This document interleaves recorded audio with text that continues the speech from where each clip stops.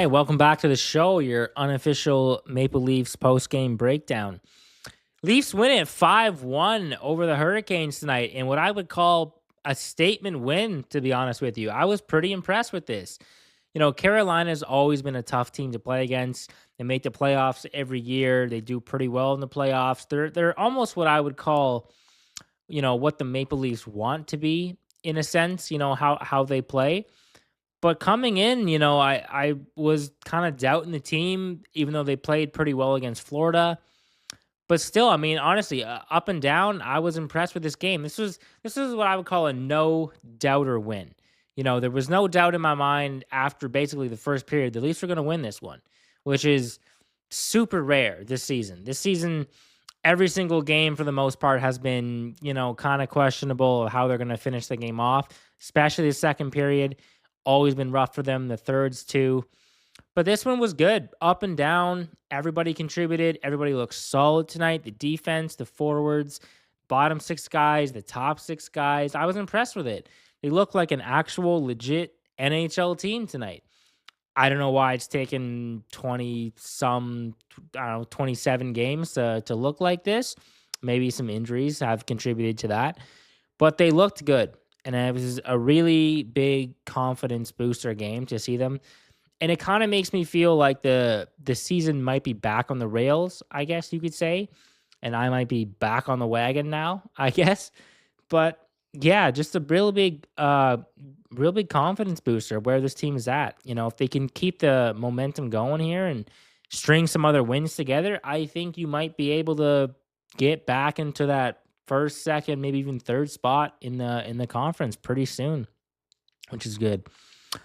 The major factor in this game that I thought was nice to see is, which we've been seeing last couple games actually, was the Leafs score 53 seconds in. Yes, they actually took the lead in a game for once. And it was McMahon actually, who's been, kind of a ghost of himself. As I said, he's not nearly been playing with as much emotion and strength as he usually does, but today he came in and he played pretty hard, which was nice.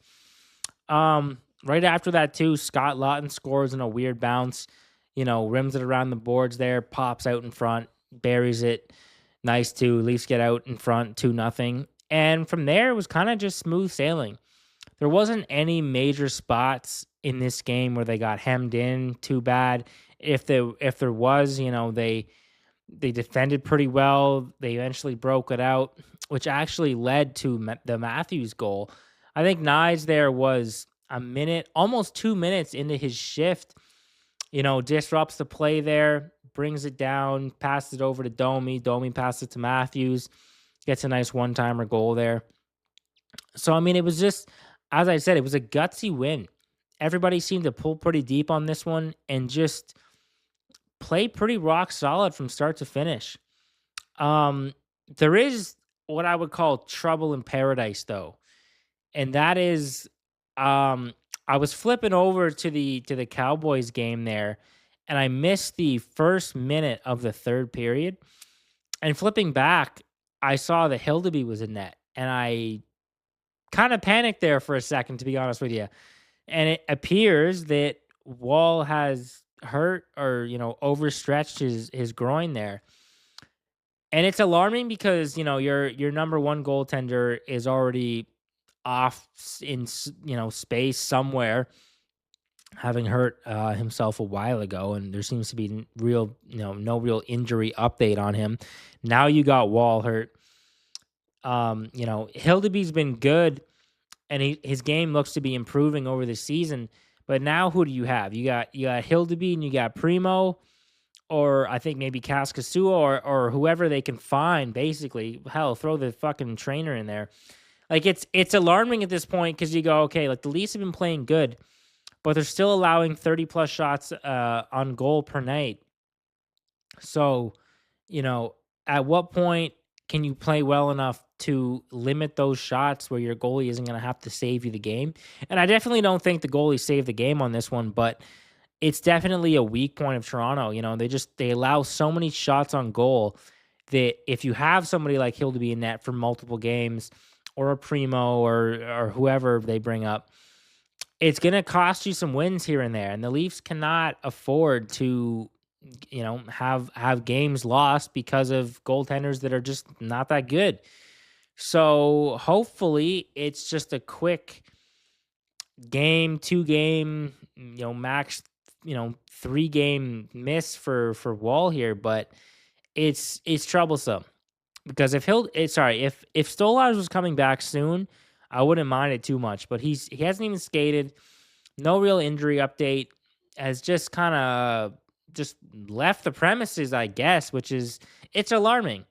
This team is absolutely horrible with reporting injuries. So it's just kind of alarming when you see something like this happen because you're just one goaltender away from having your season thrown out basically, which kind of sucks. The Leafs, for the most part in this game, which I saw, is they really didn't get a lot of a lot of offensive control in the ozone. A lot of their goals or zone time was off the rush. There really wasn't any sustained pressure in Carolina's zone, which is something that they really have to do a better job of improving. Because it seems like yes, they're a good team off of the rush, but you need to set up, longer periods of time when you're in their zone, passing around, getting opportunities. It seemed like everything tonight was mostly off the rush. And as good as that is, when it comes time to playoffs, which I get is still early, but you got to have a better system of actually like getting the puck in their zone and keeping it in their zone. So I don't know. That's one point tonight that I think they could have done a little bit better on. Also, Nylander tonight too. Nylander only played 13 minutes roughly. I think it was 13-11. And I know he's been sick recently too, but at the same time, I just in a game that's pretty critical like tonight against Carolina, who's, offensively pretty skilled. I would have thought that Nylander would have played upwards of, 20 some minutes. So I hope it's just the fact that he's been kind of feeling unwell a little bit. I really hope it's not the fact that, him and Berube have not got along that well and that he's now limiting his ice time. And I don't know how it's gonna work out. I'll have to monitor that in the next couple of games, but it's something that like, I need to see him play more. He's a guy that's a game breaker for sure. So he's got to be up there in that 20-22 minute mark. So that's something that, I just hope it's a one-off, a one-night kind of thing. Same with OEL tonight too. Didn't play that much. I think he played about 14 some minutes. Stetcher. Now I know he was on the ice there for like 2.5 minutes when he got hemmed in the zone there and couldn't get off. But he played like almost, 22, 24 minutes tonight again. And for a new guy, it's like you can't be relying on the new guys like that. I think he's been really good. I think he's moved the puck well. He's breaking out of the zone good. He's making good passes. He's, defensively a very reliable player, but I still don't think you should be playing somebody like that, over 20 minutes. I mean, if it's working, it's working. I'm not going to argue with how it is, but still it's kind of shocking to see that someone that they just got, they're relying on so heavily. You'd think that would be more of a Morgan Riley role or, I guess a Tanev role too, but he's still not back yet either, which he seems to be progressing slowly, I guess. I didn't really hear much about that, but I still not on the ice though, so that's kind of concerning. I think he's just a little bit older too with the concussion protocol. They're just maybe taking their time with it, but I would still like to see him be back, well before Christmas. So, kind of have to monitor that and see how that goes. But I was really happy with how they played tonight. Um, Penalties not too bad. Riley takes a dumb penalty. They kill that off. Um, Nye's looking like his former self tonight too. Really nice to see. Pokes it ahead there. Kind of fights off the little speed wobble from the check from behind. The guy has no stick either, and then just pushes the other guy off there and puts it in the net. Beautiful goal. That's something that Nyes can do quite well. I think he's still developing as a player, and it's just nice to see him, just get down there and use the body. He's just such a big guy.